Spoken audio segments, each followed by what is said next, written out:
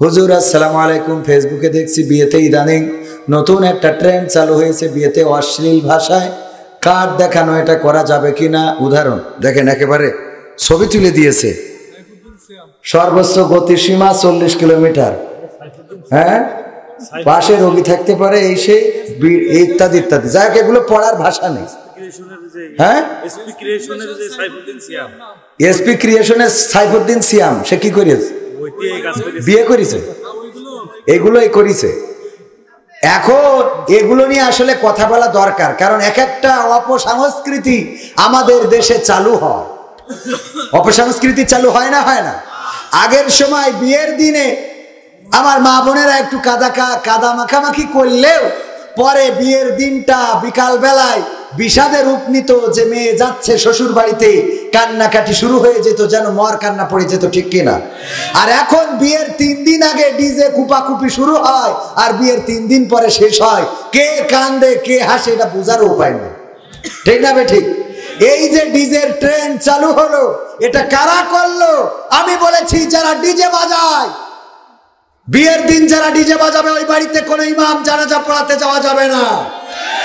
ওই বাড়িতে যদি কেউ মারা যায়, তার বাড়িতে কোনো দোয়ার অনুষ্ঠান করা যাবে না। বরং যেদিন ডিজে বাজাবে ওই দিন বলতে হবে, এরপরে তোমার বাড়িতে কেউ যদি মারা যায়, মারা যাওয়ার দিন আমার টাকায় ডিজে ভাড়া করে বাজাবো।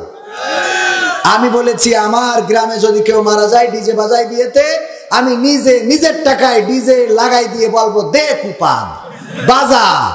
ইমাম যেখানে দাঁড়ায়, জানা যায় দাঁড় করায় ডিজের ওইটা দেবো, দেবে বাড়ি দুমদুম করি। দরকার হলে ওর কবরে একটা স্পিকার লাগাই দেবো।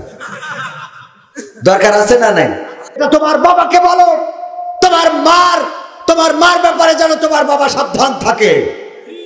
বেয়াদব, কুলাঙ্গার, এই দেশে এই জাতীয় অশ্লীলতা করার জন্য এই স্বাধীনতা অর্জন করি নাই। এইগুলো যারা করছে তাদেরকে প্রতিহত করার সময়ের দাবি। বাংলাদেশ থেকে তাদেরকে ছুঁড়ে বঙ্গোপসাগরে নয়, দাদার দেশে ফেলে দিতে হবে। বাংলাদেশের বঙ্গোপসাগরে তাদের থাকার কোনো অধিকার নাই। তুমি যে কথাগুলো লিখে তোমার বন্ধু অথবা বান্ধবীকে তুমি বরণ করতেছ, এই কথাগুলো তুমি তোমার মাকে দেখাতে পারবে, তোমার বাবাকে দেখাতে পারবে যে বাবা নতুন গাড়ি আসতে চালাবেন, বাবা গতিসীমা এত, বাবা চিৎকার চেঁচামেচির জন্য কম হয় কারণ পাশে রোগী আছে। তোমার বাবাকে যদি এটা বলতে পারো, তাইলে আমার কোনো আপত্তি নাই। কারণ এইটা যে বলে, সে কুলাঙ্গার সন্তান, সে কুকুরের সন্তান, মানুষের সন্তান হতে পারে না। মানুষের সন্তানের মধ্যে ভদ্রতা থাকবে, মার্জিত বোধ থাকবে। আমি ওই ভাইকে বলতে চাই যে করেছো, আমার রাসূল তার আদর্শটা দেখো।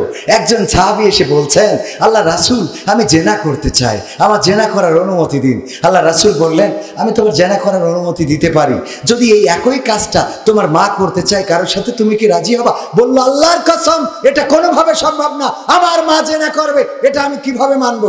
তোমার বোন যদি করতে চায়, না না না না হুজুর, আমি এটা কোনোভাবেই মানতে পারবো না। যদি তোমার স্ত্রী করতে চায়, আল্লাহর কসম হুজুর, আর বলার দরকার নেই, আমি বুঝতে পেরেছি ওগো রাসূল, আমি তো জেনা করি, আমি আসলে জেনার অনুমতি চেয়ে ভুল করেছি। আল্লাহ রাসূল আবারও বললেন, ওগো আমার সাহাবী, ওগো তুমি যদি ইসলাম কবুল করো, আমি তোমাকে অনুরোধ করে বলবো, দেখো তুমি জেনা করো, সে কারো না কারো মা, কারো না কারো বোন, কারো না কারো বউ, কারো না কারো সন্তান। তুমি যেটা নিজের জন্য খারাপ মনে করো, সেটা অন্যের জন্য ভালো কেন মনে করো? কথা কয় না? নিজের স্ত্রী আর একজনের সাথে ফোনে কথা বললে তোমার মাথায় আগুন উঠে যায়, তা তুমি বিলকিসের সাথে কথা মারাও কেন? কথা কয় না?